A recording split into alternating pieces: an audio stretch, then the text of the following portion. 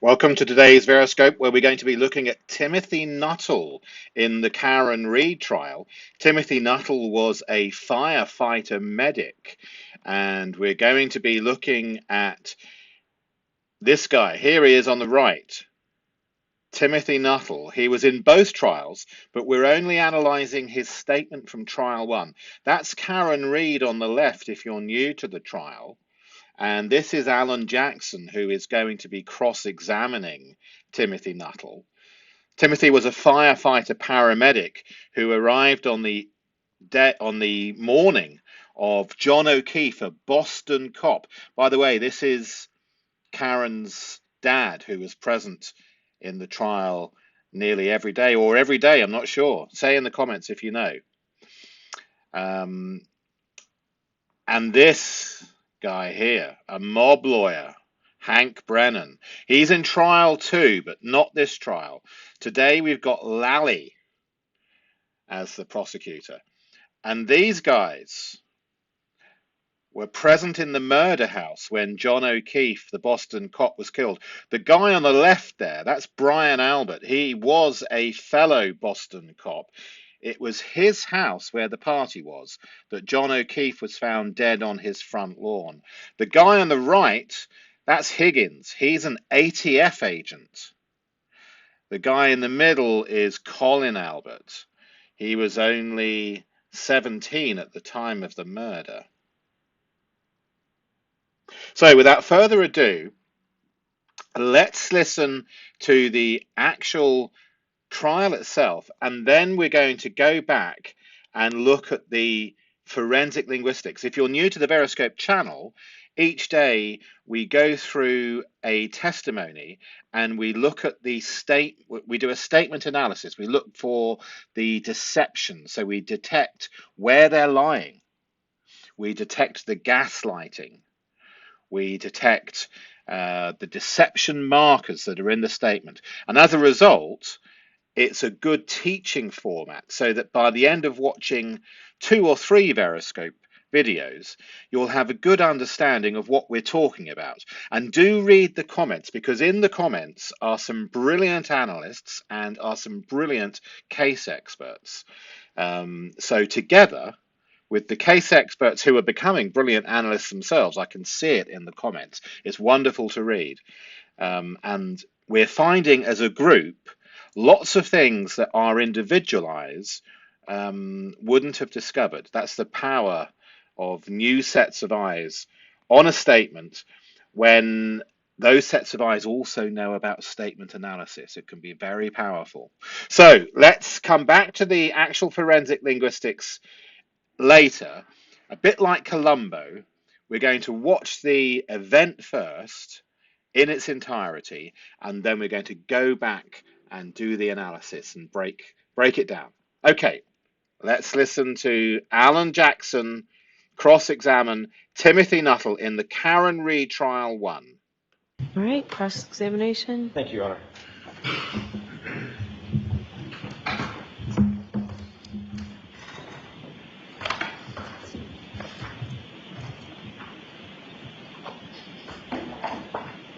Before we begin, you can see up here it says the trial channel, Timothy Nuttal.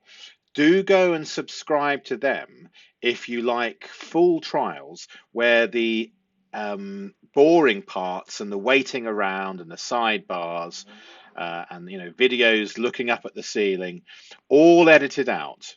So for uninterrupted, commentary-free trial footage, this is probably the best channel on YouTube. And also they allow many of the other channels, like the VEROSCOPE channel, to use the edited material.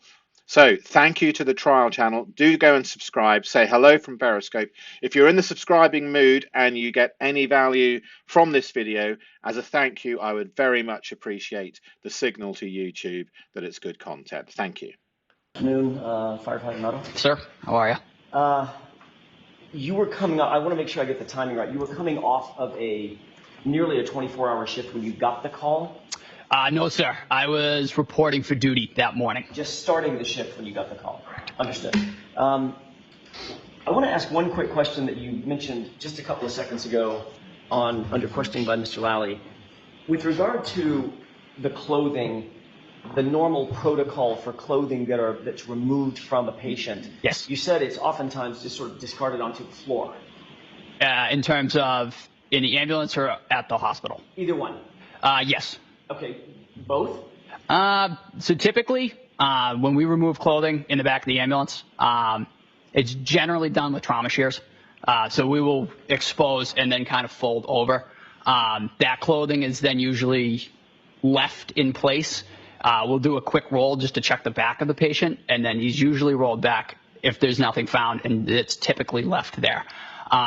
In terms of like big puffy jackets, if you cut a puffy jacket, it just makes quite the mess. So yeah, exactly. It's a disaster. So typically those bigger jackets are just removed, and that is when we removed that type of article of clothing, that's when we noticed that his hands were quite rigid. So that's what happened in this case. Correct. You removed the big heavy jacket, discarded it, got it away from the body so you could better assess the injuries. Correct. And it was only then, after you removed this big heavy winter coat, that you could assess that his hands were stiff and cold. We noted the hands, but it came more into light, if you will, when we removed that coat. Got it. And you have as good a memory about that as you do the rest of the scene that morning. In terms of removing the article of clothing? Correct. I did not remove any article of clothing. I was ventilating. But you remember him having the big jacket on? Correct. Okay. And you remember that as well as you remember the other specifics of the incident? Yes. Okay.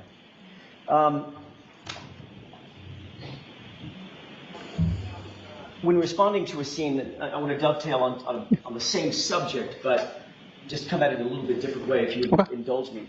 When responding to a scene, one of your jobs has to be to sort of immediately take note of and assess the situation of the patient that you're dealing with, correct?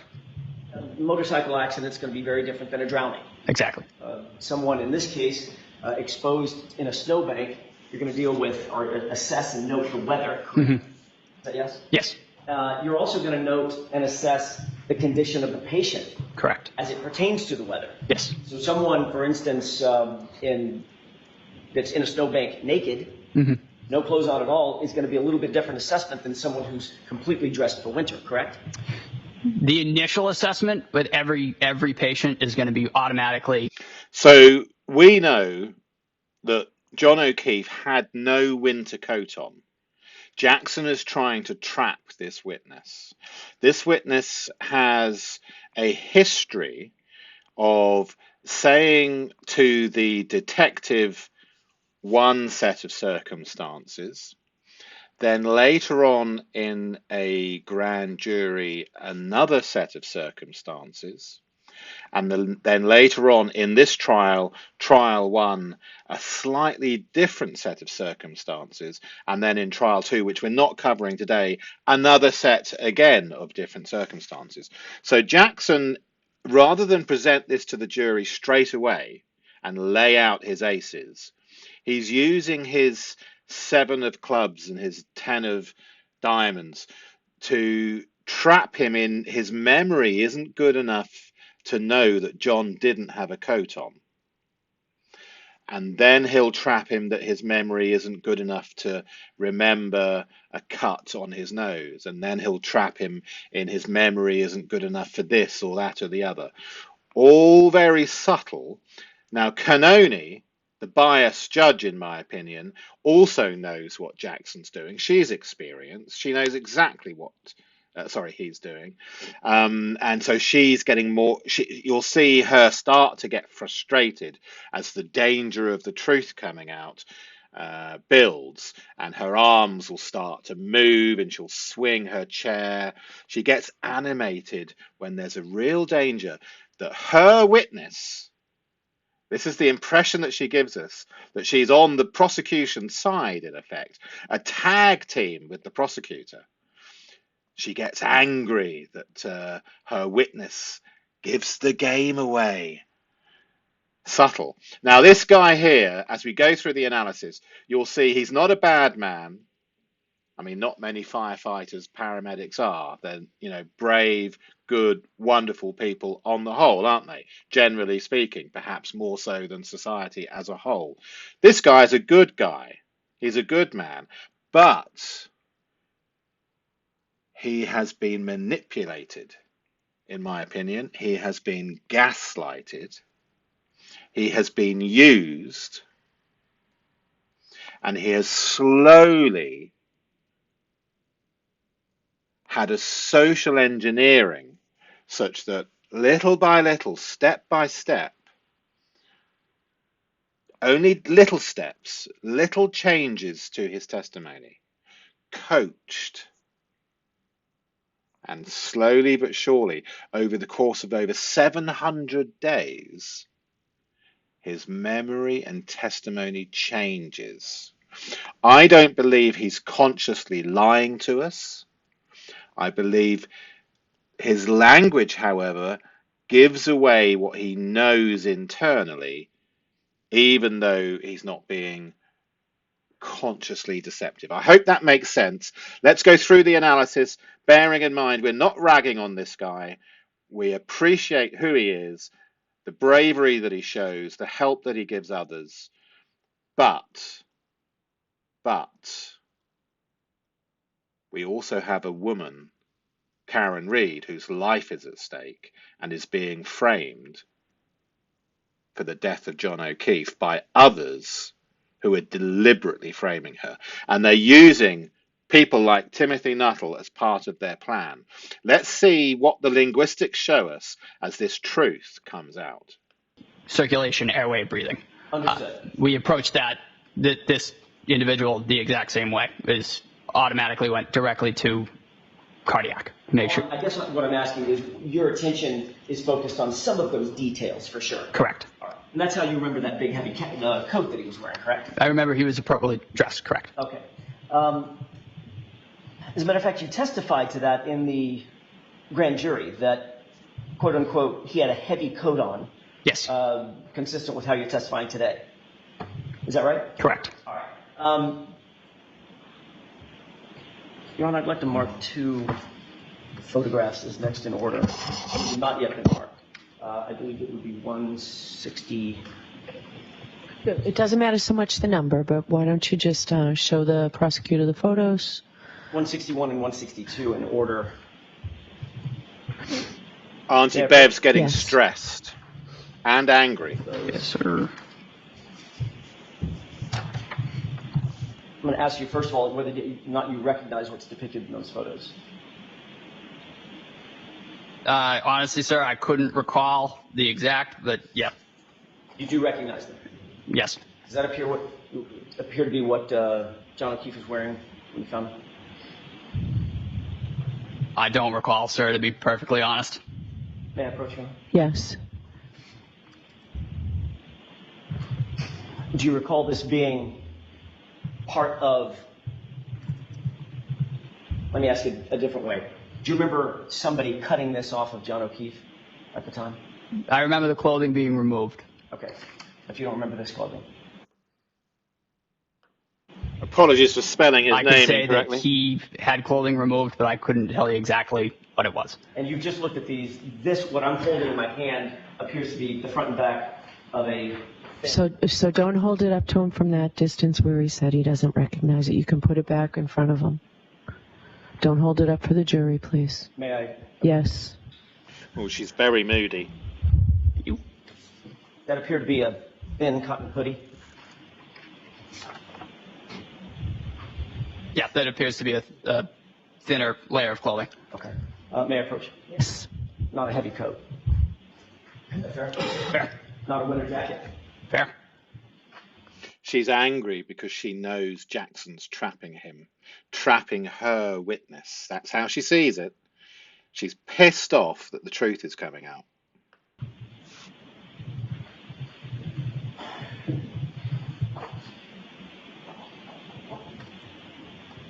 Is it fair to say you had a lot on your mind when you were out at that scene, correct?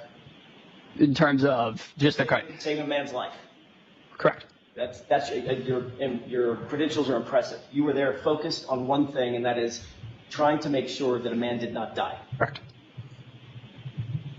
Would you agree that that was your primary concern and your primary focus the entire time you were at the scene? Correct. You weren't necessarily worried about what other individuals were doing, correct? No. If I asked you right now off the top of your head, tell me exactly the number of law enforcement officers that were there at the scene, you probably couldn't tell me, could you? No. If I asked you whether or not you remember every single civilian that was at the scene, you probably couldn't tell me, correct? Outside of the three? Outside of the three. Correct. Any other civilians? Not that I noted. Okay. Matter of fact, you can't even identify the three civilians other than generally middle-aged, 40s, Caucasian, female. Correct. You said all three of them sort of looked alike, right? Without the only defining feature on one of the individuals was one of the individuals did have blood on their face. So some of the specifics of that scene you didn't pay special note to, correct? No, we were focused on patient care. Is it fair to say that, specifically as it pertains to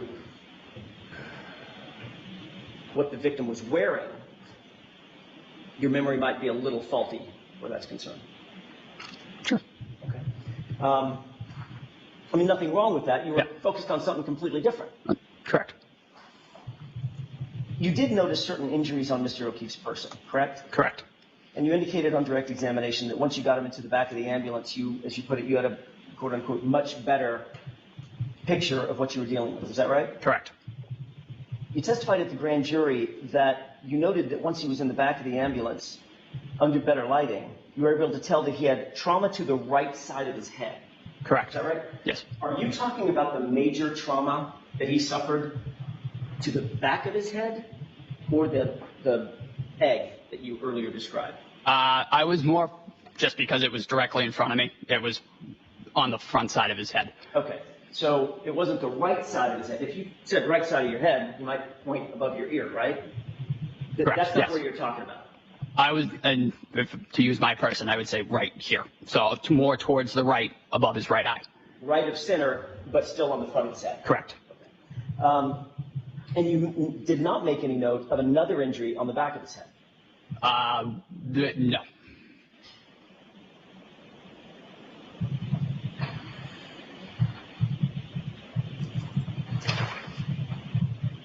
You talked about the injuries to the right side of his arm, correct? Correct. You noted that those injuries appeared to be scratches. Yes. That's your word, not mine, right? Correct. You didn't say that those were blunt force trauma. No. You didn't say that they were abrasions. Scratches and abrasions, in my point of view, seem to go hand in hand. But the word that you used was scratches. Yes, they were like furrows down. Say that again? Furrows, if you will, for lack of a better term. Just. I don't understand that word. So if you remove something, Yes. like you create a furrow in the skin, is that? Furrows. Yes, there you go. Sorry, excuse my accent. No. I'm on your turf. Fair enough. This is my accent. I'm so sorry. Boy, that one. Oh, it's going to be a meme somewhere. Hey, my cousin Vinny. Yeah, got it. All right. So when you said furrows, you made your hand in almost like a claw and drug it against your right biceps. Objection. Sustained. Can you repeat the movement that you did for the jurors when you said furrows? Objection. Sustained. Just move on to the next question, please. She doesn't like it. Just move on to the next question, please. And this is the attitude that you'll see from Judge Cannoni throughout the entire two trials. The coverage, the media coverage, virtually everyone, the commentary across all social media is that she is biased. And many people think that there are reasons why, such as she knows them all. You would agree that a very common cause of a hematoma over one's eye is being hit or punched. Correct. Is that right? Yes. You said that Mr. O'Keefe did have such a hematoma over his right eye, correct? Yes. Did you also see a laceration under the eyebrow but above the lid on his right eye? I don't recall. Did you see a laceration on Mr. O'Keefe's nose? I don't recall. You did note that there was some blood on his nose, correct? Correct. That possible that came from a small. So note where there is coaching, where the narrative doesn't quite fit the prosecution's story. Notice coaching with the witness. And at some point, they had to move the witness's testimony from hearsay to direct. Otherwise, it wouldn't be admissible. So watch how they sneakily managed to do that. Laceration. Yes.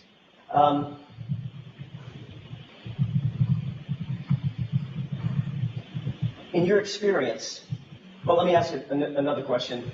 Did it look like he had, in addition to the egg on the right side of his head, in the front, did it also have a black eye on the left side? If memory serves correct, yes. So both eyes were blackened. Primarily the right side, if memory serves. Okay. And the laceration toward the right side? Yes. Both the right eye. Are those injuries that you just described consistent or inconsistent with some sort of physical altercation? Objection, Your Honor. Sustained. Next question, please.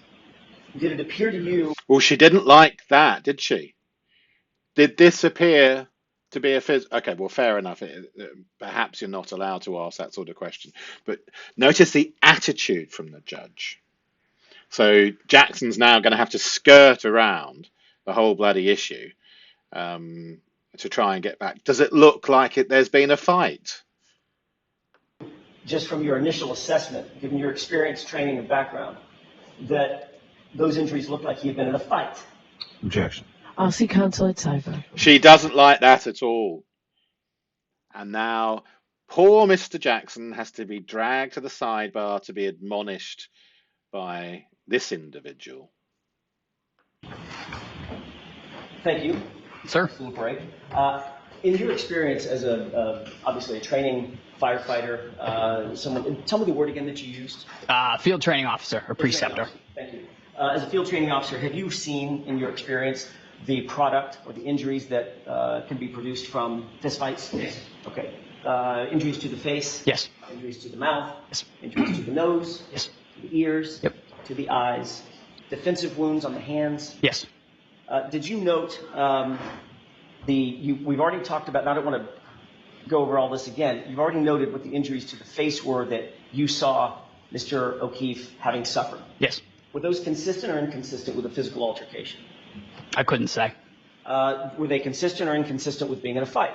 I couldn't say. Was that egg over his right eye consistent or inconsistent with him having been punched or hit? I couldn't say. I thought you said that one of the common causes. So I couldn't say, they know that Lally will have coached him.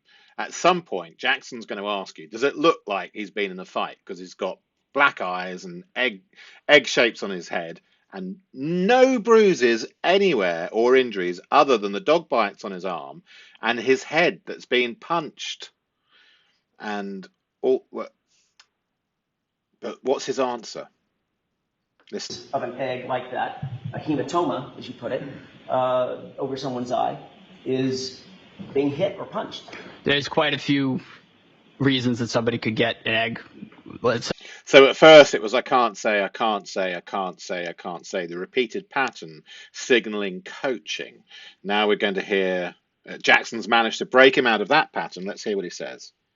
Just that over their head there. I mean, you could get hit with a golf ball. Of course. For instance. I'm not asking you to the exclusion of everything else. Yeah. I'm asking you, is it consistent? It's consistent. It could be. Okay.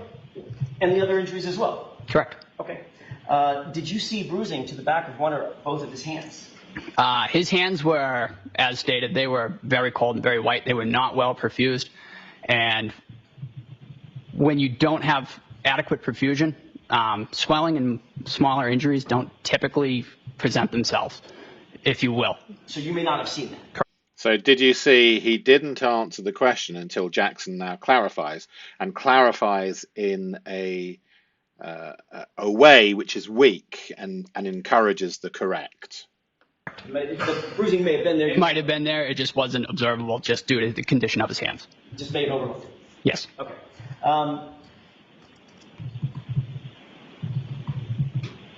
You indicated that you were not present when your colleague, Katie McLaughlin, was questioning anybody at the scene, correct? Correct. She was tasked with that responsibility, but you did not engage with her. Correct. Meaning, when I say engage with her, you weren't standing there with her. No, I was in the back of the ambulance. Okay. You claim to have heard this statement, I hit him, Yes. several times from the woman with the blood on her face. Correct. You indicated that she was erratic, Correct. hysterical. Correct. You said, for lack of a better term, running around in circles. Yes. She seemed despondent or distraught, Very distraught. very upset. Yes. Was she saying anything else that you recall? To me, I heard I hit him, and then I went back, obviously continuing on patient care, focusing on patient care. Okay, so the point Jackson's making, you're listening to this woman, you're observing this woman, you're hearing this woman, but somebody has told you to remember, I hit him, I hit him.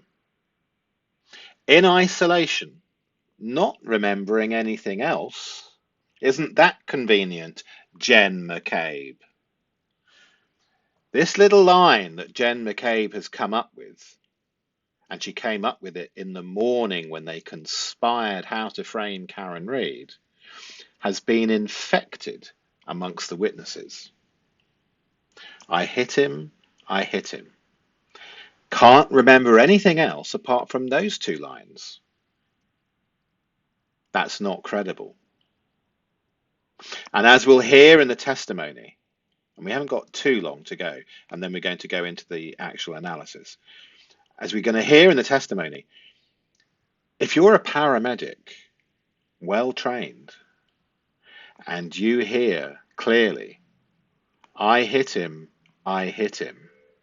there is a response to that. But we get vague, passive, nothing else is heard or remembered clearly in the evening. Can't remember the coat, all sorts of things which Jackson has gone through.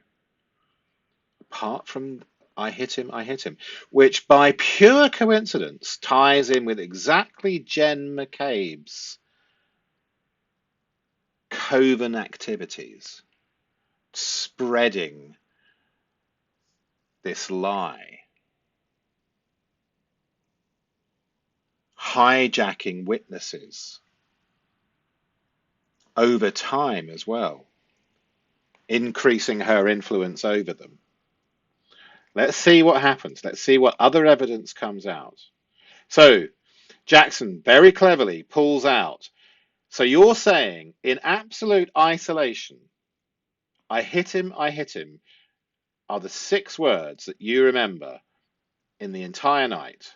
Did you hear her say, could I have hit him? I heard I hit him. That's what you believe at this point? That's what I heard. Okay. Where exactly were you? I was crouched at the head of Mr. O'Keefe. Okay.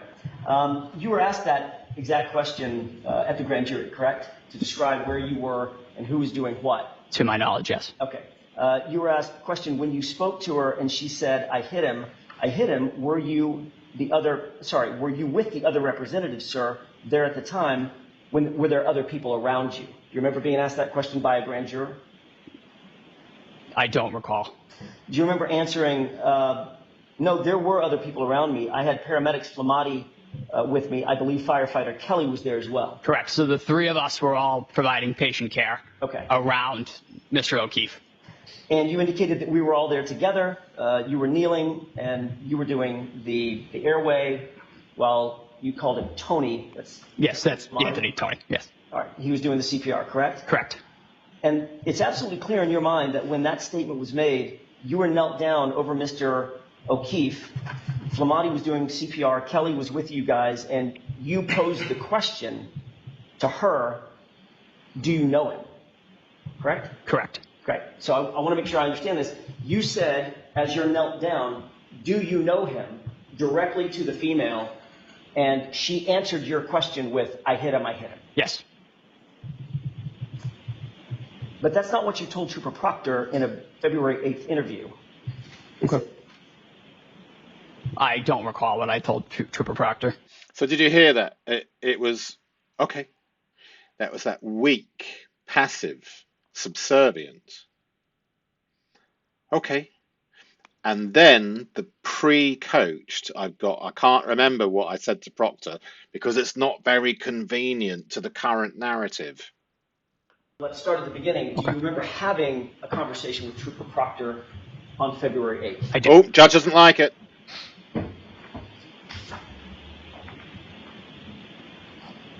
That was obviously much closer in time.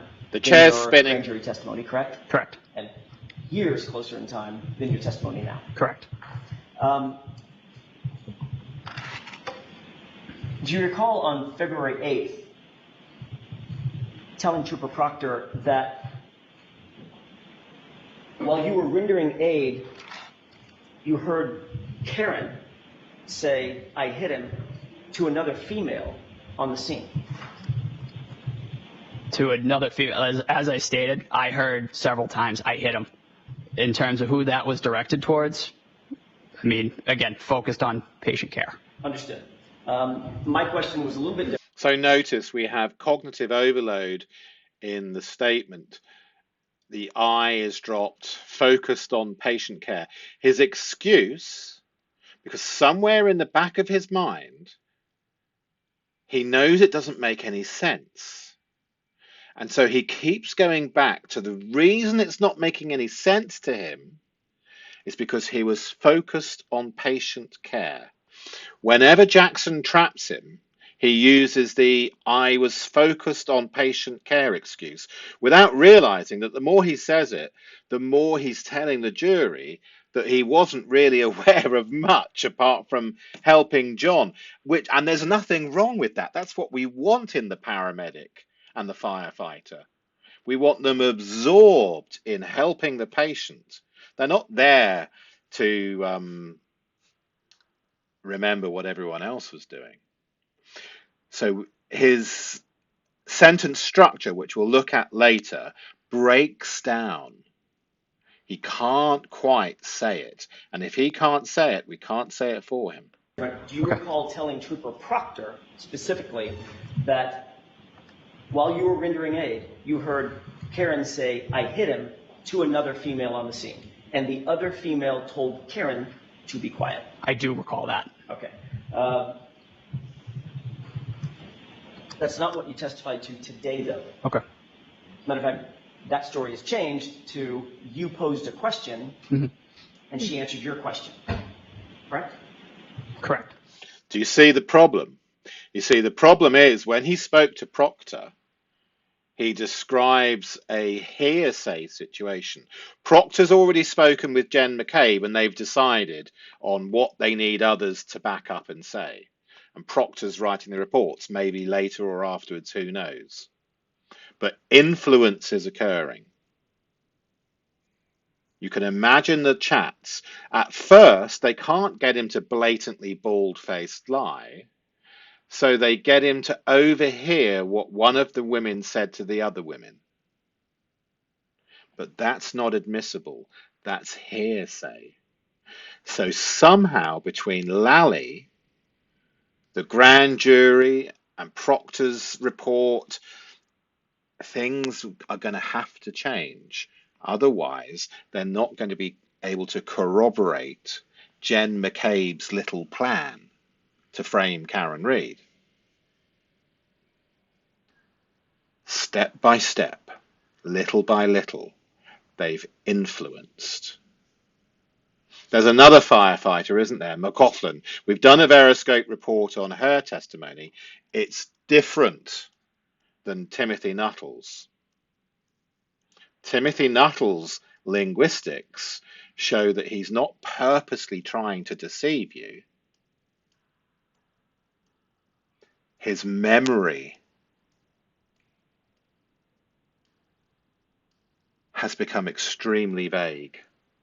And his memory has conversations with Proctor, conversations at the grand jury, and now conversations in this trial, we'll see later on, they merge into one. In effect, having your cake and eat it. So he tries to merge all his different statements. And at the unconscious level, it doesn't make any sense to him. So when that occurs under cognitive load, he goes back to I was concentrating on patient care. That's his loop, his pattern. Let's carry on. So which is it?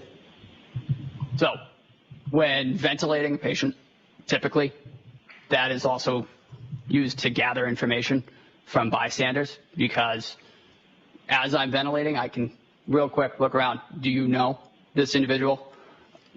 Do you know anything about this individual? That's fairly typical for any scenario in this. It's a very quick information gathering strategy.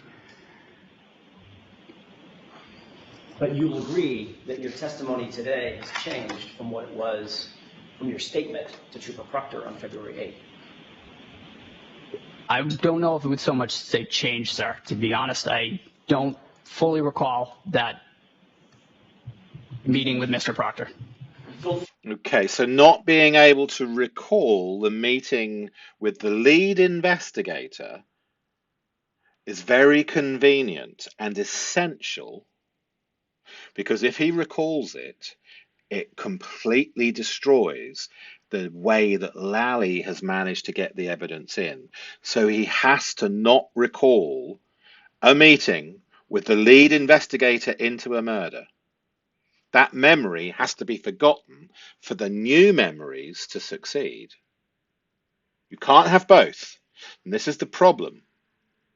This is the problem of changing evidence and testimony to get it into the trial when it's false.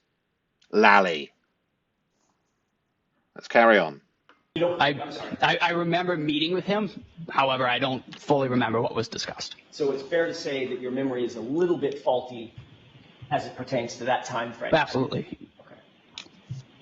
When you went to the hospital with the patient, did you ever inform any of the doctors or nurses or medical professionals at the hospital that you had heard a female claim to have hit John O'Keefe, and that's the reason for his injuries? I did not give the report to the hospital. So the answer to that is no, No. you did not. As a first responder and a medical professional yourself, obviously you know that the cause and manner of the victim's injuries are incredibly important as it pertains to assessing how to treat that patient. Correct. Once you got back to the station and to take a breath, did you write any report? I did not. No, I did not write the patient care report.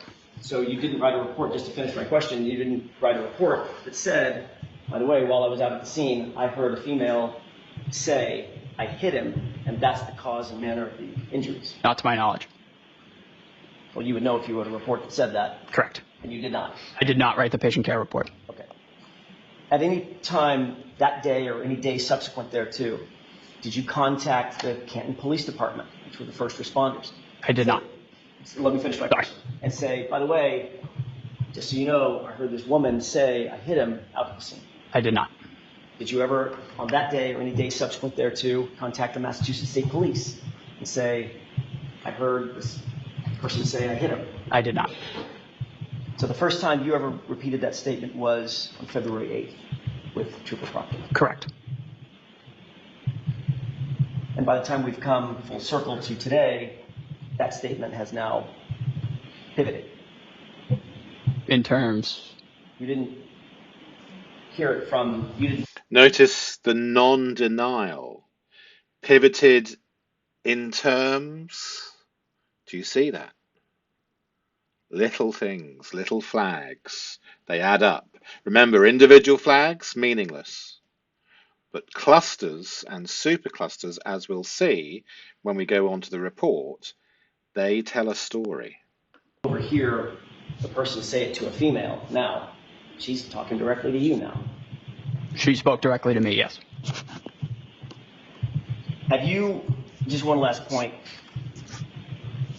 you've obviously noted that this case has gotten an enormous amount of notoriety, correct?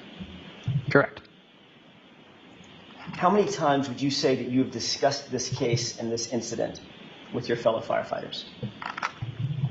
It's brought up around the station semi-frequently. However, being involved in it, we try to stay clear of it just because we are involved in it. So the answer is, there have been many discussions. Yes. Probably daily. Frequently. Have any of those discussions helped you with what you earlier described as a little bit of a faulty memory around that time frame? Objection, Your Honor.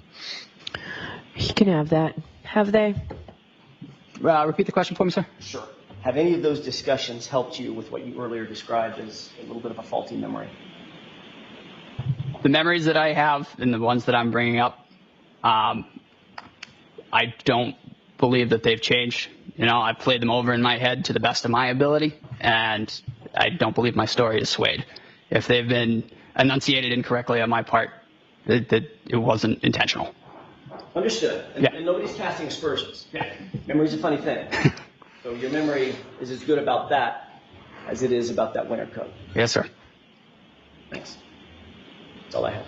Mr. Lally? Mr. Nuttall, when it comes to you being asked about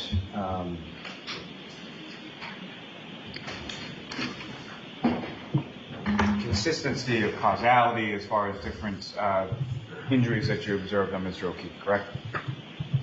Rephrase that for me. Sure. Poorly phrased on my part. So you have been asked on cross-examination about some things that the injuries you observed on Mr. O'Keefe could be consistent with as far as having been the cause of those injuries, correct? Correct.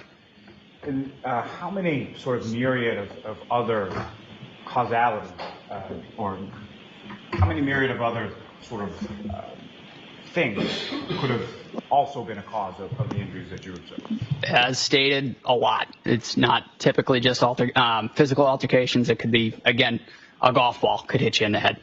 That could cause similar injuries. And just for clarity purposes, when you were asked about a particular time frame, were you talking about the time frame of January 29th, or were you talking about the time frame of February 8th? She's swinging her chair. Sorry, sir, rephrase that for me. Let me withdraw that and move on to something else. So just again, for clarity purposes, when you were asked about some statements that were attributed to you to Trooper Proctor during an interview, correct? Correct. Okay. And so with regard to what you recall differently, is it the statement that the person, the female with the blood on her face, made to you, or the statement of the other female telling that person to be quiet? So as stated, real quick, down and dirty, I asked, do you know this person? To which I hit him. And then in the background, I remember hearing over and over, I hit him. That was kind of pushed towards the back, and patient care took priority. That was kind of pushed towards the back. Notice he struggles with the cognitive load of knowing the truth of the matter is most likely overhearing women in trauma and screaming all sorts of things. Don't forget, Jenn McCabe's controlling the scene. John's body's being dragged out of the house into the cold. The scene has been set.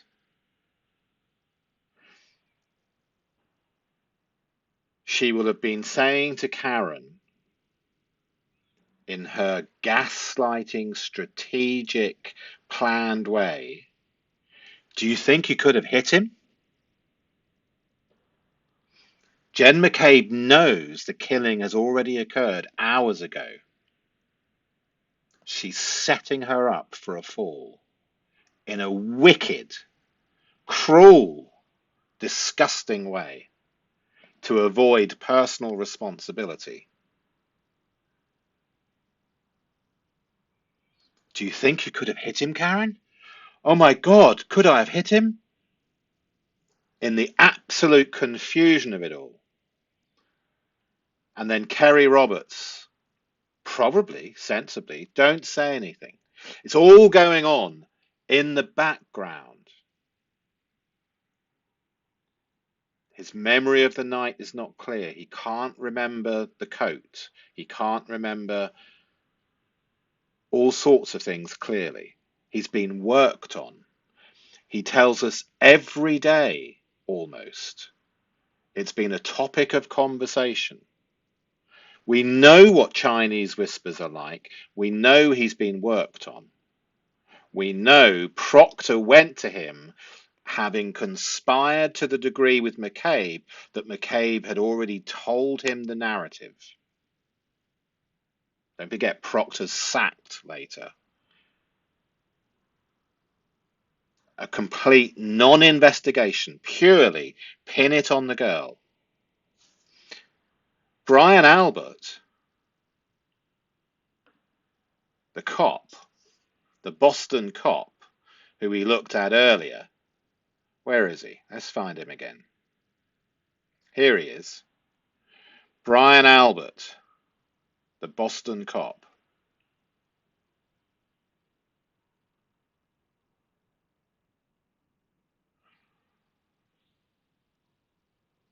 I've forgotten my point. Does that ever happen to you? Anyway, what was I saying? Let's go back to the actual trial itself, and perhaps I'll remember what I was saying about Brian Albert. We'll come back to Brian Albert. Yeah. That answers your question. Do you recall specifically at this time the other statements that you were asked about as far as whether or not the other female told that female to be quiet? I do remember that, correct. Okay. And the other statement as far as the female with blood on her face, and again, that was the differentiating character between the three females that you observed there, correct? Correct. And your memory of that statement is, I hit him, I hit him, I hit him, correct? Correct. Nothing further. All right. Oh, did you notice Lally used 3 I hit hims there, not the 2? And in fact, in trial 2, Timothy Nuttal goes on to use the 3 I hit hims. So it evolves. It evolves with Proctor to heard something in the background, 2 women talking to each other, to that has to change to, no, Karen said it to me directly. I hit him, to me directly. Now it can be put into evidence. Oh, I remember why I was going to be talking to you about Brian Albert. Where is he? Shall we try and find him again? Right, here he is. Yeah.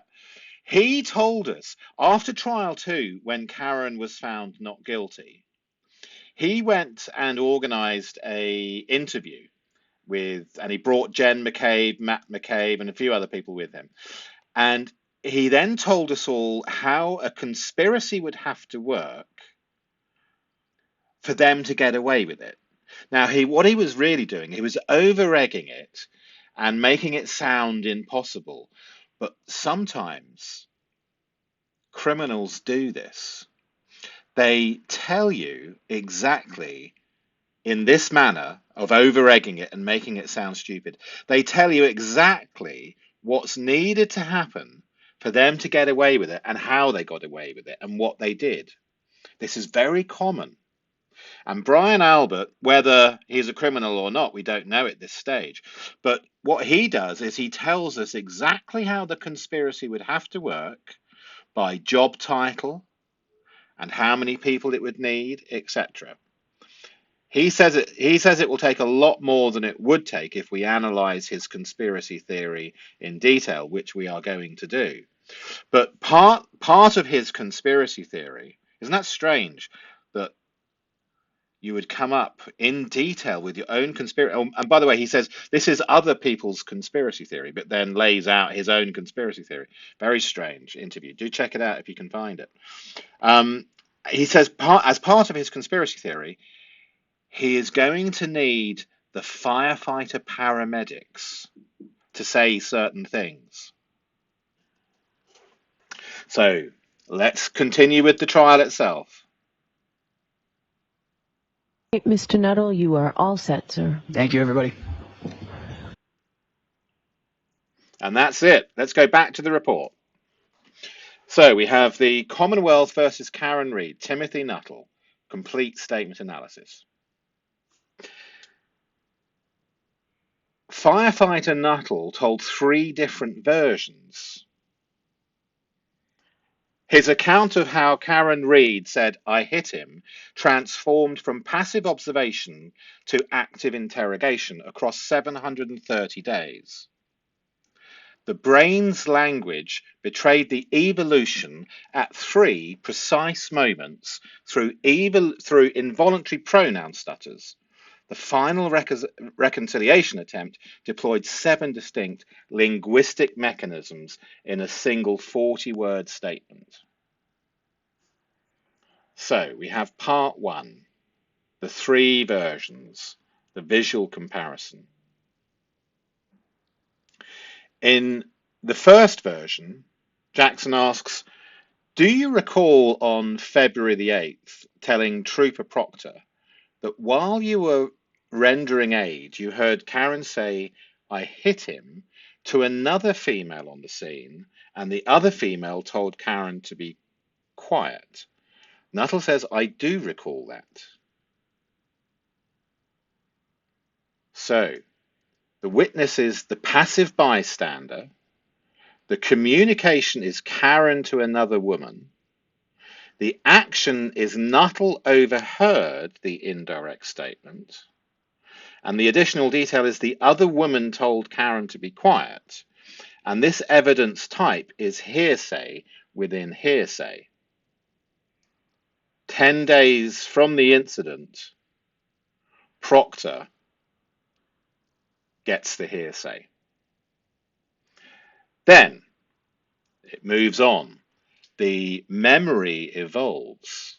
People have been influencing, talking, discussing the evening. Do you remember? I heard. The whole thing changes. Look what happens. Jackson says, "You were knelt down over Mr. O'Keefe." This is the other firefighter, I believe. Filati. Excuse the spelling error. Mr. Filati was doing CPR. Kelly was with you guys, and you posed the question to her. Note the word here, posed, from Jackson. He's very clever with his language. Posed the question to her, "Do you know him?" Nuttall says, "Correct." And Jackson says, "She answered your question with, 'I hit him, I hit him.'" Nuttall says, "Yes." So let's look at the narrative structure here. Here we have active interrogator, so the witness's role. Before, he was a passive bystander when it was hearsay. Now it's changed to Timothy Nuttal is now the active interrogator of Karen. Nuttall to Karen and Karen to Nuttall.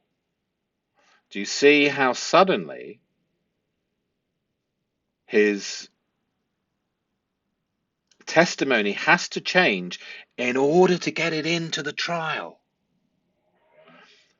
The prosecution had a problem.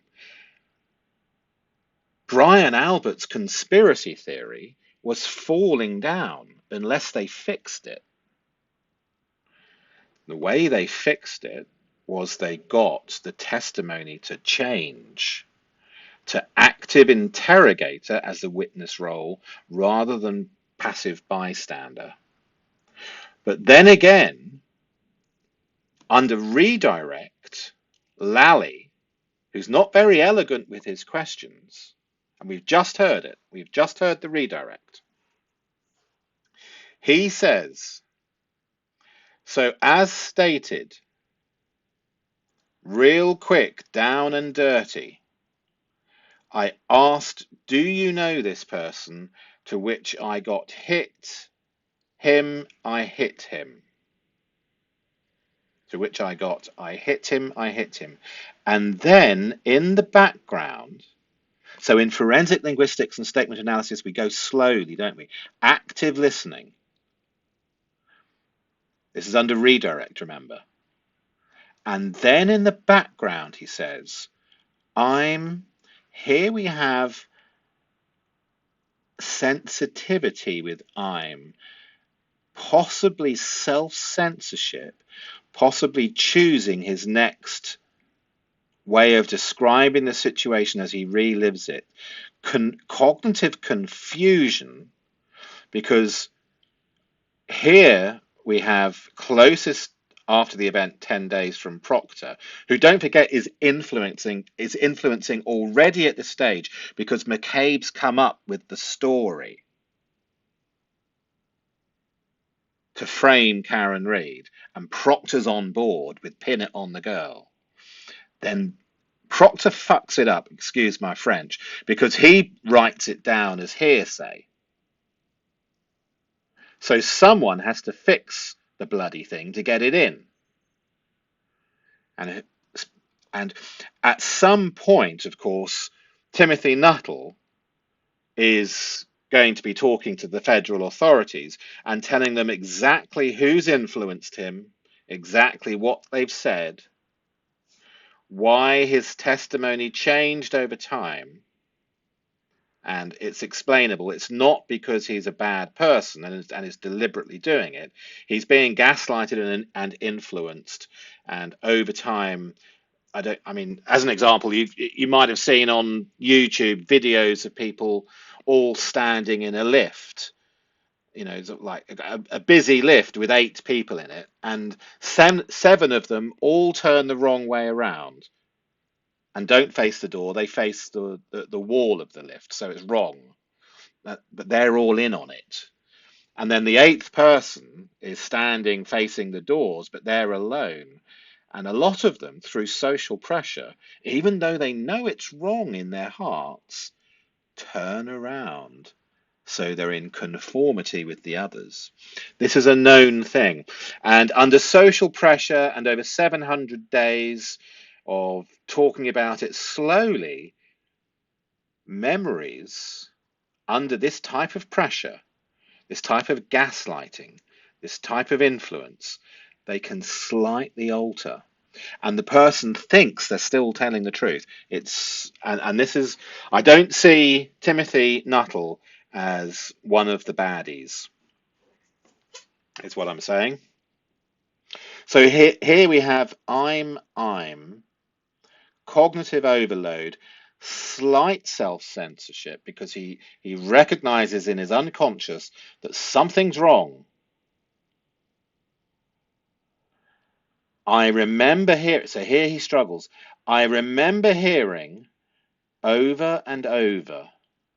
So here he's telling actually what he's heard over and over is others, because you can't hear Karen saying this over and over.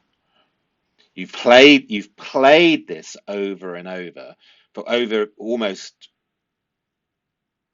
2 years. I hit him. That was kind of, here we have this linguistic marker. He can't quite commit to it, because if he completely commits to this next thing that he says, he ruins this and goes back to this. So he says, kind of push towards the back. In other words, Karen talking to the other woman, it's kind of pushed towards the back. It's no longer directly at him. It's this, which is not admissible because it's hearsay of hearsay. Kind of pushed towards the back. And then look what happens to his cognitive load here. It doesn't make any sense. He knows it doesn't make any sense. So he escapes to his normal escape route when this confusion happens. And part of his unconscious mind knows this is closer to the truth than this is. So he retreats to patient care took priority. That's his common retreat to when his mind gets the confusion of this can't be true and this. So if this is true, this can't be true. And if this is true, this can't be true. And so this is why we get this linguistic mess where he's trying to make this and this true at the same time, kind of push towards the back.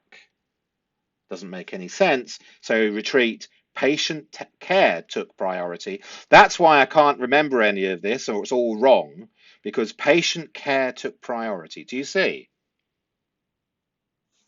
So in this, Lally, the idiot, who can't structure his questions very well, gets his client, his his witness, to tell the truth in one beautiful sentence or paragraph. Kind of push towards the back. That's right, because this is closer to the truth. What Proctor managed to get out of you, and Proctor would have been influencing, don't forget, to tie in with Jenn McCabe's framing plan. Jenn McCabe's disgusting framing plan of Karen Reid. And of course, it will be annoying that Jenn McCabe gets into the lifeboat. But she will. She will. She's a cunning little fox. And I absolutely guarantee you, she's already thinking about the escape routes. So he can't be both interrogator and bystander. It's direct and the background. You cannot have your cake and eat it. He asked directly and heard indirectly.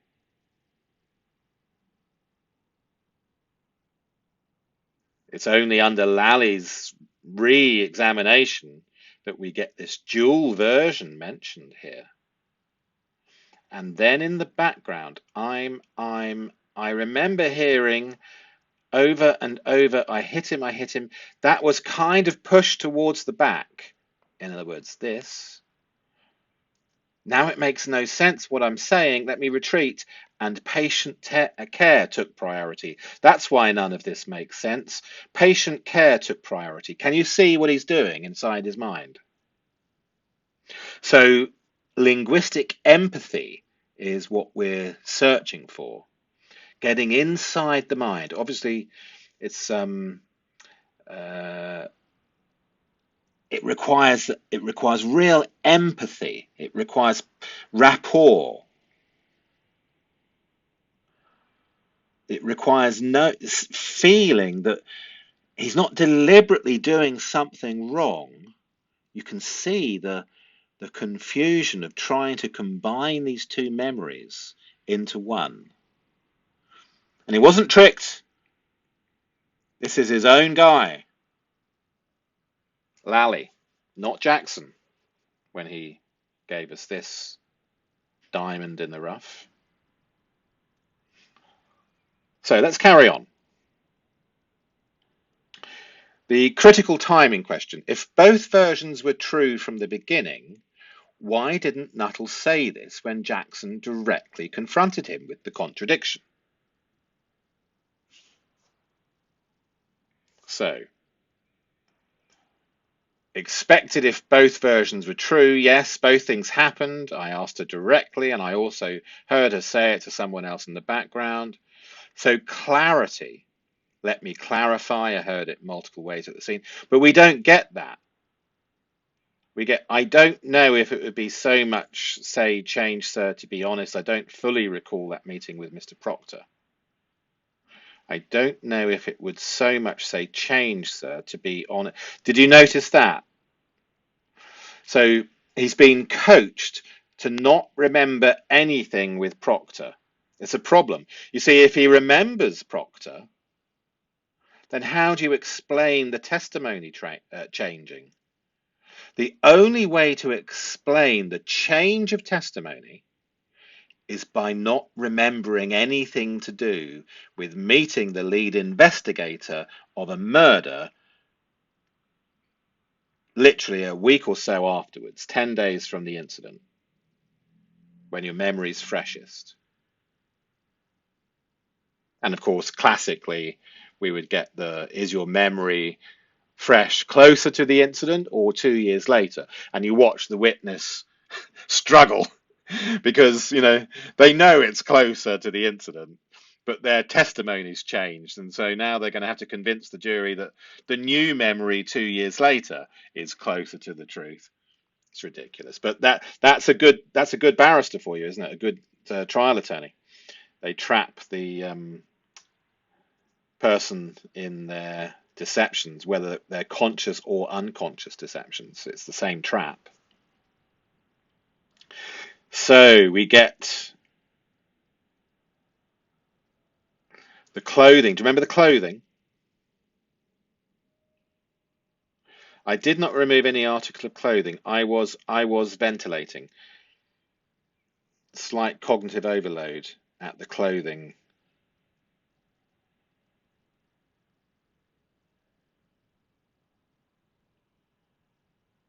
I'll speed up, not read everything, but you can obviously slow it down and if you wish to. He said, I don't fully recall that meeting with that meeting. Further away. I don't fully recall that meeting with Mr. Proctor. I remember meeting with him. However, I don't fully remember what was discussed.